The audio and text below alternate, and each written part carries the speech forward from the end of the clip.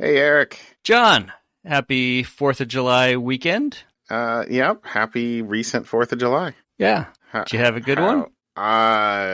We'll get into that. Yeah. I want to hear how the brisket went. Oh my goodness. Okay, so brisket. The plan was I was going to wake up early. So I get up at 4:30 in the morning, go out to my fancy Kamado Joe to get the fire started. Now, I had got all my utilities and stuff to do out the night before. So it's all on the kitchen table, ready for me, so that I'm, in my half-dazed state of being awake at 4:30 in the morning, putting stuff together. One of the things that this comes with that I had bought, an add-on that I had bought, is this Wi-Fi enabled temperature control system. So it turns the fan on and off, right? You attach probes to it, and you can plug the probes in, and it will manage your heat. Okay. I get it all set up, installed, plug it in, go into the app, and it won't connect. So now I'm 4:30 in the morning doing debugging in the app. Oh, so you hadn't done a dry run of the I didn't actually try the brisket. Because I had used this thing. I guess I used it over Thanksgiving. So what's that? 7 months ago, 8 months ago. For the turkey, and it worked great. It's just a little piece of hardware. So I'm like, oh man, did it not connect? Do I need to reset it up? So I go into the app, and the app says, all right, log into your account. I cannot log into my account to save my life. There is one option that says use in local mode only. I'm like, all right, well, I can always try that if I can't get it to connect. So being the debugger I am, I delete the app off my phone to just go re-download it off the App Store, clear it all out, re-download it, start from scratch. You know what disappeared from the App Store? The app. It's like, this app is not available in your region. I'm like, what? And so now I'm debugging. I know. Thinking, is my phone VPN on? Does it think I'm in New Zealand? So I'm starting to go, it's now getting closer to 5 a.m., right? And now I'm like, because I have a 6 p.m. deadline, right, for this thing to be done. Right. You can't rush brisket. No. And so I've got and I can't download the app. But what you can do is you can go into your previous purchase history, and re-download the app. So I go through that route. I'm like, I don't want to mess with trying to figure out what's wrong with my region. I re-download the app, try to log in. I can't log in still. I'm like, I'll just reset it up. Well, the app and this thing requires you to log in for the first time before you can even use local mode. So I'm hosed. This thing is not working at all. And I don't know why. Just create a new account. No, I tried creating new accounts. I tried using my Gmail account. I tried using, log in with Apple. It's got all these options. I don't have Facebook, so I couldn't try the login with Facebook one. And the errors are not normal looking. I mean, it just either flat out doesn't work, or their back end is down. Something. So I log into their support site, and it says, this user is suspended. I log in. How am I suspended? I'm like, did I spam them now trying to log in? So now I've got my account suspended. Like, how is my account suspended from their support site, which is like Zendesk or one of those support sites? By this time, I'm starting to panic. But fortunately, I have backups, right? I have a manual control. You could put it in on top of the real fire and just let it start warming up, regardless of the temperature probes. I had already started the fire, so while this is going on, I'm like, all right, so let's just get the fire started, get it going. So I'm not wasting time, right? I mean, and I'm frustrated. I'm trying to figure it out. So I finally get all that going, and I give up on the other thing. So that goes to the side. So now I've got a temperature gauge and probe, and I got these. They are so cool. Wireless. They're called meters, thermometers. MEATER? Yes. Of course. They were not cheap, but I still had that. And those were working fine. But they don't control the fan for the Kamado. So I'm having to figure. So I'm getting it up to temperature. And now I'm thinking, well, now I got to babysit this thing all day long because I don't know how, I'm still learning how to get the temperature right. But anyways, I get it to 210, 215. And I seem to be able to stabilize it. And then as it starts to slide down, I'll open the little thing up. And so I'm babying it all day long. Okay. Right? So we go on, we get to the point where now the inside with my fancy little meters, which are Wi-Fi enabled. Okay, but and do they have alarms though? Like you could just say, hey, if it goes above 215, ding me. If it goes below 205, ding me. Because these meters have both ambient temperature. So on one end of the thermometer that's sticking out of the meat, it has ambient temperature, and then it also has the inside temperature. So I'm kind of tracking it other ways, but the automatic part of turning a fan on and off to keep the right temperature, is not there. So I'm a little annoyed by that. Which is super convenient with the pellet stove. Exactly. But that's like one step up from fake fire. Yeah. Well, so I've got actual charcoal, I know. I got the good stuff. Anyway, so it's working, right? And so I get to the point now where I need to take it off the grill and wrap it in butcher paper. There's they say you can do tinfoil, and I watched so many YouTube videos. You can watch it in tinfoil or butcher paper. Everybody said butcher paper's better. So I take it off the grill, and I leave the Kamado lid open like an idiot, and spend the time wrapping it, and I go back and put it in and close it, and the temperature now, the Kamado is like 350, way over the 225. And I'm like, oh no, now what do I do? So I run into the house, turn on the oven to like 250 to try to get the oven, and I stick it in the oven for an hour and a half. I mean, once it's got the smoke part, and it's wrapped. Once you've I wrapped figured it's okay. It's really just like temperature. Yeah. So I stick it in the oven, but the oven needs 20 minutes to come up to temperature. So on my meters, the things in the app, it's kind of showing the temperature of the interior of the meat starting to go down, and that's what they call the stall as well. There's other parts of doing brisket, where it flattens out. If you screw it. So now I'm like panicked. Did I just screw everything up because I didn't, wrap it and then get it right back on fast enough? And now it's kind of going down in temperature. Anyway, so now I spend the next hour and a half getting the Kamado to go down in temperature because you close all the air vents, kind of cut off its air, and it slowly goes down. So I got it back down to about 225. Pull the brisket back out of the oven and put it back in the grill. By that point, I'm like, I probably didn't need to do that, but it just, it felt right. Yeah. You're like, I did it on the grill. That's right. Mostly. So now, little asterisk. Right. So now it gets going, and we get to the end, and 5 o'clock is when I have to pull it off because we got to go to the party at 6 o'clock. We're leaving at 6 o'clock. So right about 5 o'clock, it's hit like 198, 199. It's supposed to be 200.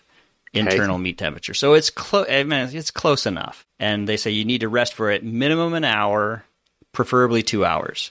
So I'm like, well, I've got an hour. So we take, I wrapped it in a towel, put it in a ice chest, a cooling chest, and threw it in the car, and then, after an hour, it rested for an hour and went over there, got to the party, left it wrapped as long as I could, and then when it's time to eat, cut it open. It was so good. Oh, that's what I was waiting for. I know. I didn't know whether you were going to be like, it failed or it was amazing.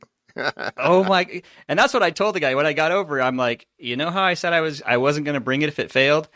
We're going to discover this together. I mean, because it was still wrapped and I kind of gave him a short story of the what happened the whole way up.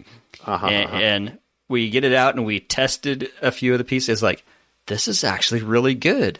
I mean, I think it was awesome for my first ever attempt. I am very happy with the results. I know things that I can do better next time with some of the other things that went on, but I was quite happy with it. It made awesome. Me very happy. And so back to the fan feature. They apparently pulled support because they had licensed the technology from a third-party company, and apparently some kind of contract dispute, they just cut it off, and the third-party company said, fine, if you're not paying us anymore, we're removing the app from the App Store, we're cutting off all support. And guess what day that happened to be? July 3rd or July 4th. Like, the worst day... Are you kidding? To do this, like the day everybody is going to do barbecue. No, that's what happened. And I found a link earlier today on Reddit because I was Googling everything like Saturday or 4th of July, 4:30 in the morning. I'm Googling, did I screw something up? Can I do... You and like thousands of other people then probably. Exactly. So now the question is, I've only had it since, it's only 8 months old, and it has a year warranty on it. So now I'm trying to find out, now who do I submit my warranty claim for something that now doesn't work at all? Because it wasn't cheap. I mean, it wasn't, thousands of dollars, but it was, a couple $100 for this whole system. And I've had it 8 months and used it effectively. I mean, I used it a couple times, but used it really once for Thanksgiving. That was when it was really used and really useful. But this was going to be number 2, and if it succeeded, I was like, I'm going to do brisket more. Now I actually kind of want to do brisket more. It was so good. That's awesome. So there's my brisket saga for the 4th of July. The Brisket Saga. There's your title for this week, my friend. Yeah. Brisket Saga. Exactly. How was your 4th of July? Well, so I think I said last week that we were going to go fishing with my 2 brothers and my father. Yeah. On Monday, which we did. We, had to be down at the dock at 5. I actually thought that we were going out at 6, and I thought that they were being a little early, blah, blah, blah. But no, we were like cruising away at 5:30, Wow. By 5:15, everybody was on the boat, and by 5:30, we were like leaving the harbor. But I was the only person that threw up on the boat. Oh. Well, off of the boat. I didn't throw up on the boat. I threw up over the boat. But 3 times I was like so sick. Oh, sorry, dude. And I have prided myself over history of like, hey, I've got a pretty good stomach. I thought that I've been out on the water a lot of times and it was good, but I had taken I'm not sure I took it early enough, but I had taken some Dramamine about, an hour before we actually got out on the ocean. Right. So I definitely felt a little sick now, and I think that it was maybe a little worse than it could have been otherwise, because the 4 of us kind of took over the bow of the boat, like, because there were 10 people fishing on this boat. It was like a 48-foot, right. Commercial fishery or charter, and so it was, our group of 4, another couple groups of 2, and a couple of solo people, and I don't know who all was there. Right. Because we the 4 of us kind of just took over the bow, but the bow, I think, it was a little more active than perhaps the rest stern. of the boat. But whatever, I'll say that maybe. So that in that respect, I only got like 3 or 4 hours of sleep. And basically could not eat anything. Like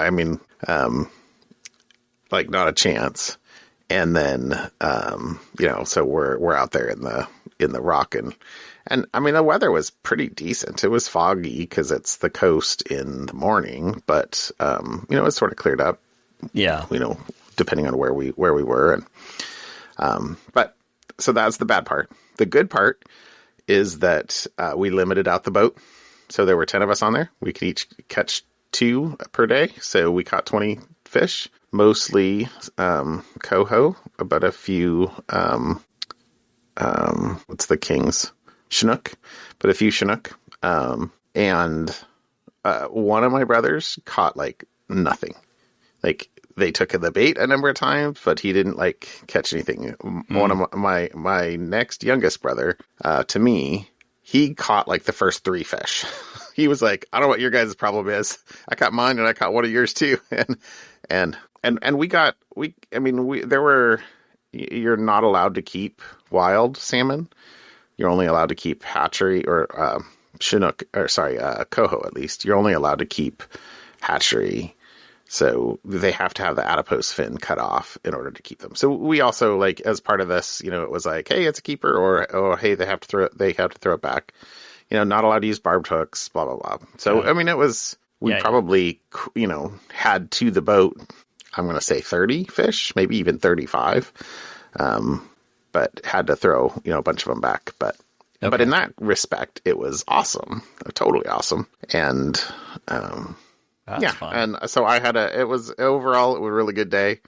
As we were going back in, I'm inside the cab and I clearly fell asleep. Took a little bit of nap coming back in. My brother took a picture of me and sent it to my wife and said, your husband's sleeping on the job. But so in that respect, that was fun.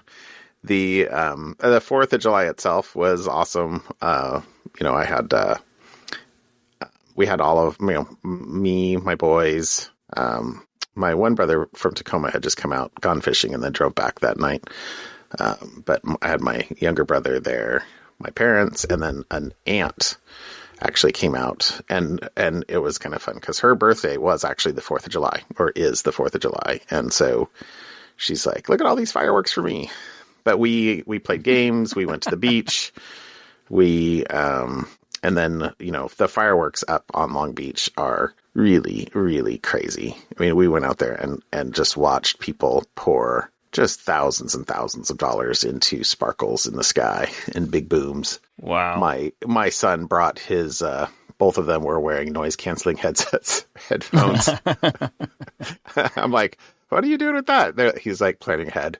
I'm like, okay, I guess I can't fault that. But that was really good. There was one accident for the people like right in front of us. Clearly, they set off a whole bunch of things on the ground. So, thankfully there were like 3 cars well positioned. So, we were safe where we were sitting, and they had all kind of run and ducked behind the cars. And I heard one gal kind of walking by saying, I got a little bit of fire on my leg, but I'm okay. I'm like, okay, I guess, but I don't know exactly what happened because we couldn't quite see. But there was about maybe 10 seconds of a whole lot of excitement going off right on the ground. Let me just say that was pretty crazy. Yeah, but you see, Portland had actually banned fireworks just because of the weather.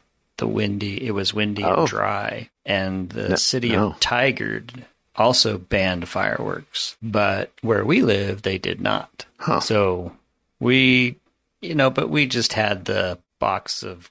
the Oregon legal fireworks. Yeah, the Oregon legal. Except for the guy we go with, he's like, they always go to Washington and get a few of the mortars. Okay. And so 98% of it was legal on the ground, and because we had a bunch of kids, and it was like, my kids are now all the oldest, sure. there, so there's a lot of little kids, and it was great. I sat and did nothing and just watched 12-year-olds try to not injure each other with fire. And the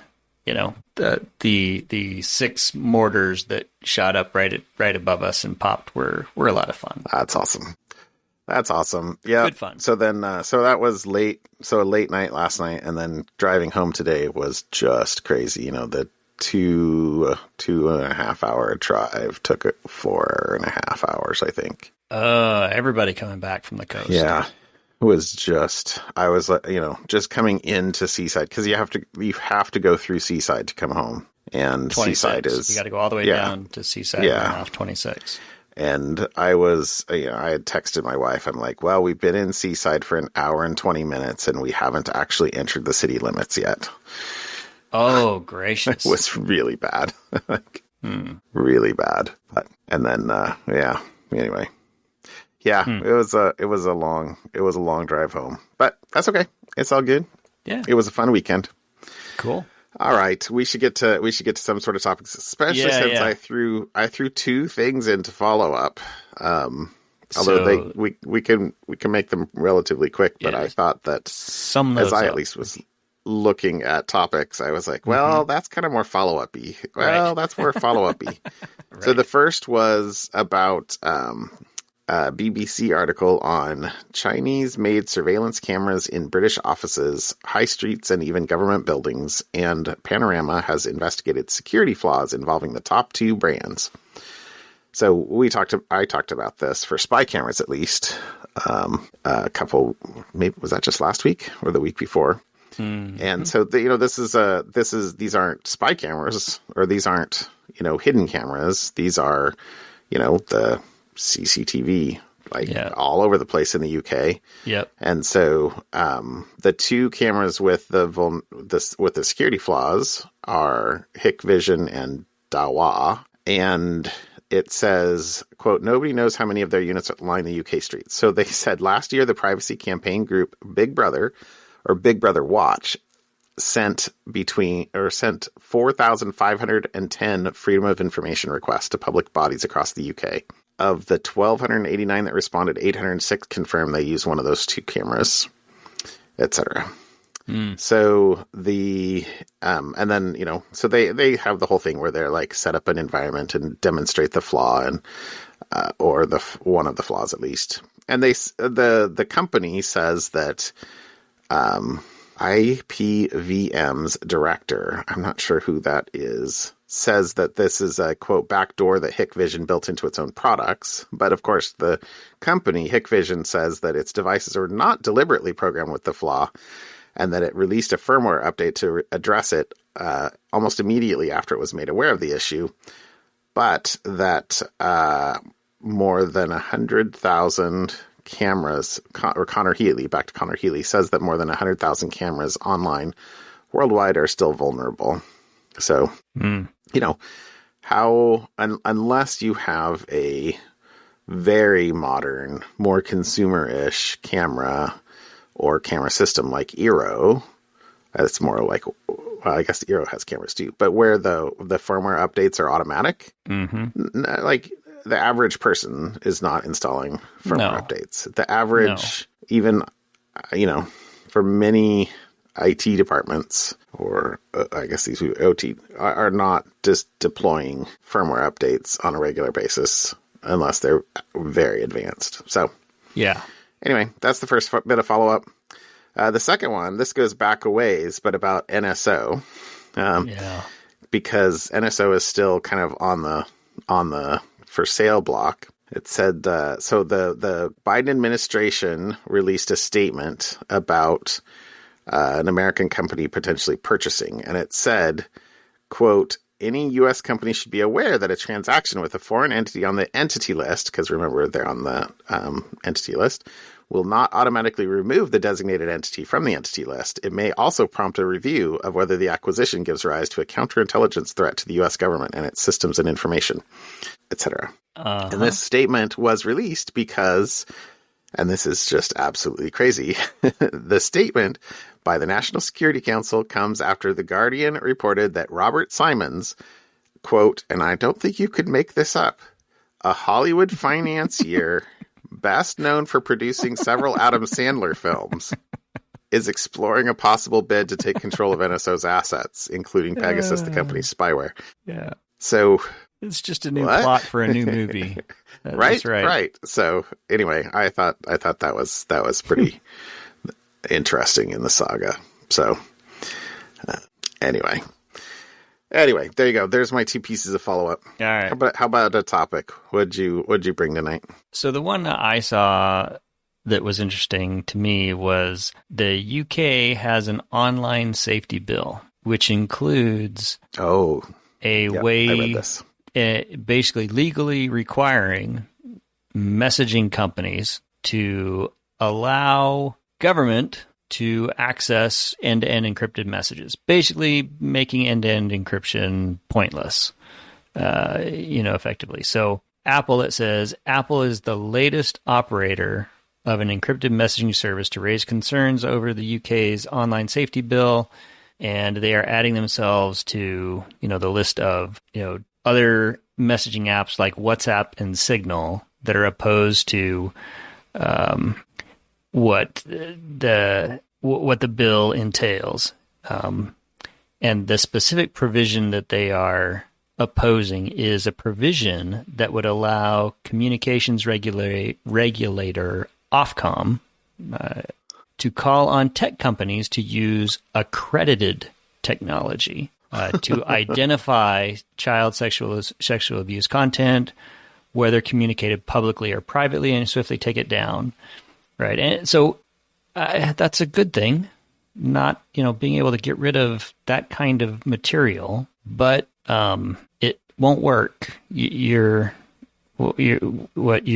What's a good analogy for that? Trying to break everything so that you can save. Yeah. The I don't know what the right analogy is. Anyways, and I get it. The government's like insisting, well, the rules are necessary for catching criminals, and it's like, yeah, but you do understand that other criminals will just not use those tools if they are no longer safe. It's not the end-to-end encryption. Horse is out of the barn, right? There's, it's not we'll only do it for bad guys, or it'll only affect bad guys. It affects everybody. So it's making its way through the UK's upper chamber, the House of Lords, with the expectation to be passed at some point this summer. And I'm wondering if that will end up meaning certain companies just pull either entire apps or somewhat out of just the UK, and what will happen. That will be interesting. Yeah. Yeah. I like the quote. You didn't actually read it, but I like the quote that you pulled out of there, which is that end-to-end encryption is a critical capability that protects the privacy of journalists, human rights activists, and diplomats. It also helps everyday citizens defend themselves from surveillance, identity theft, fraud, and data breaches. Yes. Yeah. Like, it's not about, sticking it to the man. Yeah. It's about a right to privacy. Yeah. So there you go. That's anyway. All right. Yeah. I like, that's a good one. A good one. All right. Go Apple, as well as WhatsApp and Signal, which I guess WhatsApp is Facebook. How about you? Okay. My article is a Krebs article, and I don't know. Maybe it's kind of a whodunit thing. Maybe it's just what do you call those, like film noir stories or like something like that, where I love his investigative journalism, where he sort of tries to take apart and find sort of the perpetrators of a scam. And I like this one too, because I've received these. Well, I got something in the mail. It wasn't about domain names, but last week. But it was because my mother-in-law had passed away, and it was to the estate of, and with some kind of interesting stuff in there. And my wife was like, "Is this legit? What is this?" And I looked at it. I did a quick couple of searches online. I'm like, yeah, that's just a scam. They're trying to get money out of people who have recently had people, but a similar thing to this. So what this article is about sort of these scammers that send like snail mail bills, letters to in owners the mail of websites saying, you owe $269 for, domain services. And,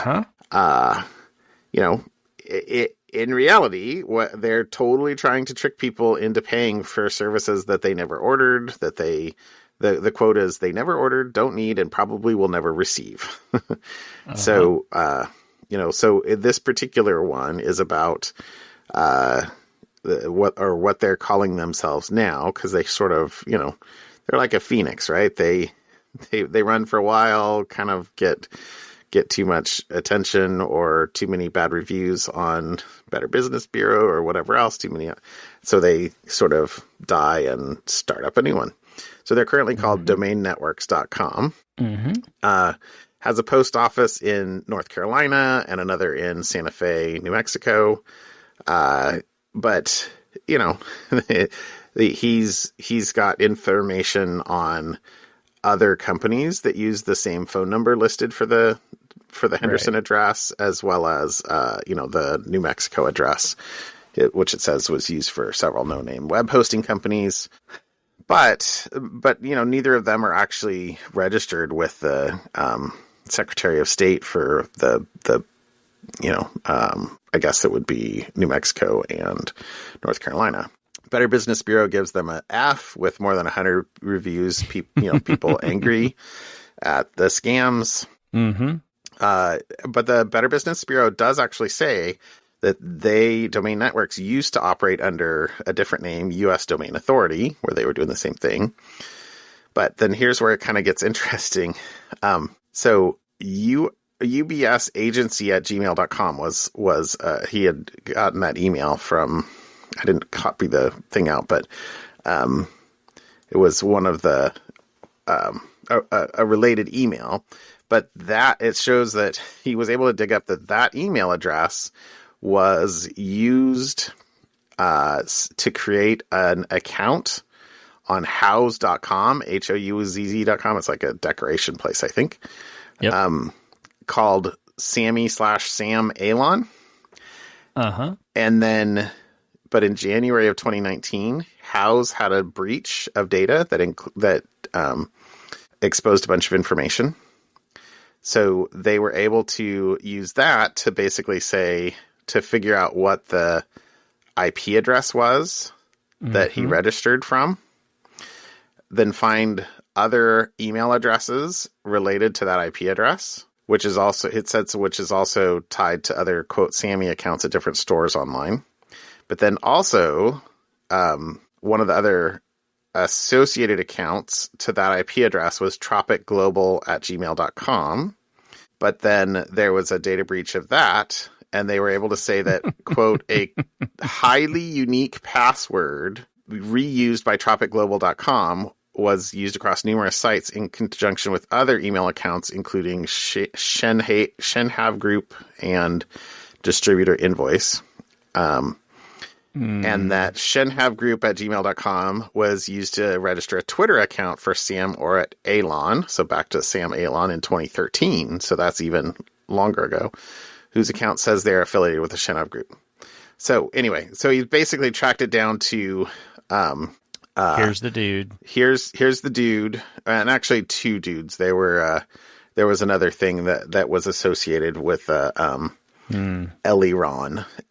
But anyway, Eliron Danny Benz was another purported employee with UBS agency. But anyway, so it's basically these two people who, of course, quote, neither Mr. Alon nor Mr. Benz responded to multiple requests for comment, of course.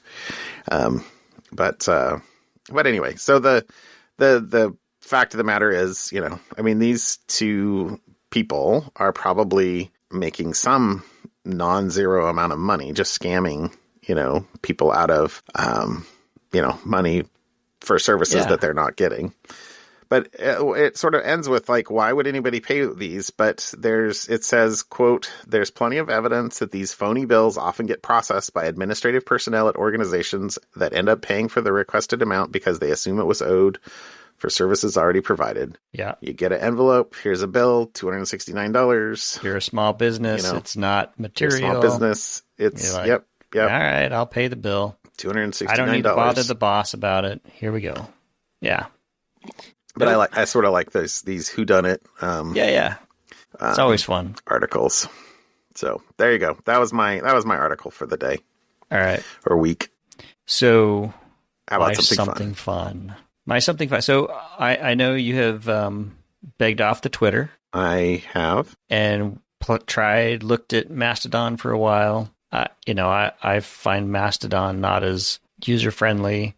I don't know if you've signed up for the Blue Sky. So Blue Sky Social is a Twitter alternative, I think, funded by Jack Dorsey. So, it's in private beta right now, where if you get an invite code, you can join Blue Sky. And I've seen a lot of the people I follow on Twitter who also are referencing Mastodon and are duplicate posting on Mastodon that they do on Twitter, now saying getting invites to Blue Sky and starting to move over to Blue Sky. Well, this one, and it's something fun-ish, I'll say it that way, because this is now Instagram, owned by Facebook, has come up with their Twitter clone, which is called Threads. And the app is now available. And it's something fun-ish for me because out of all, I don't have a Facebook account, but I do have an Instagram account. I don't post on Instagram anymore, but my boy and I have been using the TikTok-like feature of Instagram because, once TikTok was popular, Instagram, they call theirs Reels instead of TikToks, and people post all sorts of funny stuff. And so we send each other Reels, Instagram Reels back and forth because some of them are pretty funny. And it's basically TikTok. It's just short little things. It seems to be, I looked into TikTok for a while and it seemed to be a larger cesspool than this Instagram Reels seems to be. But anyway, so I downloaded the Instagram Threads app just to see whether it could be a Twitter replacement, whether it's more interesting. Most of the people I follow don't like Facebook any more than they like Twitter at this point, so probably not a lot of people. But it's a pretty clean app. And so if you are looking for a Twitter replacement and you have Instagram and you're very familiar with Instagram and you use Instagram a lot, because it actually uses your Instagram login, not your Facebook login. It looks pretty clean and kind of nice. So my something fun is, hey, if you're an Instagram user and want to get out of the Twitter umbrella, check out Threads. It's a very nicely done app. I know you're conflicted now. Well, I don't have an Instagram account because, of the whole Facebook association. So, maybe Blue Sky. I haven't. I tried to follow Mastodon for a bit, but yeah, it is definitely not as good. Maybe if I had a really good client, but I've tried a couple clients, and so maybe some good ones are coming out. I don't know. I'll be interested. Just want your RSS reader. Blue Sky. I really John just back his Google RSS reader. Google Reader, and I know. Seriously though, but I'm a reader. I really do like to read. But anyway. All right, so there you go. That's something fun. There you go. That's fun. Okay, that's awesome. Instagram Threads app. That's awesome. Good luck. I'll have to give Blue Sky a try once I get a invite code. Yeah, same. Okay, my something fun is a look forward a couple of months. It is space. Osiris Rex is bringing rocks back to Earth. Oh. So a couple of years ago. Yes. Remember, we might have even done this as something fun. I didn't actually look back and see if we did. So it says Osiris Rex launched in 2016, arrived at Bennu, which is an asteroid, in 2018. Spent 2 years near the space rock, making measurements with onboard cameras, spectrometers, other instruments. And what did it say? It said its scans revealed it's more like a loosely bound rubble than a solid object, and that it holds water-bearing minerals. But then in October of 2020, the spacecraft made a close approach to the asteroid, briefly touched the surface with its touch-and-go sample acquisition mechanism, TAG-SAM, which it said is a robotic arm that fired a burst of nitrogen gas to stir up dust, which it then funneled into a collector head.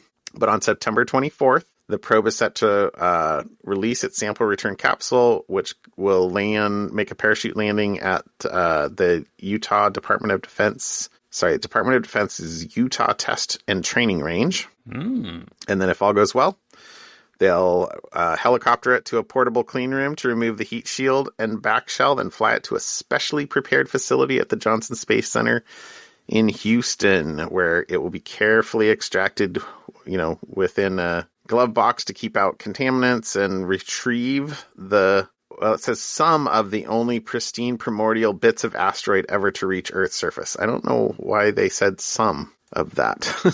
Isn't this the first I guess they brought back moon rocks from the Apollo missions, but those weren't asteroids. Right. So anyway, I saw that. I was like, okay, that's something to look forward to later this year, September 24th. Very cool.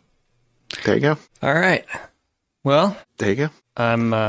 This was a mostly intro episode, but mostly fun. Mostly intro. That's good.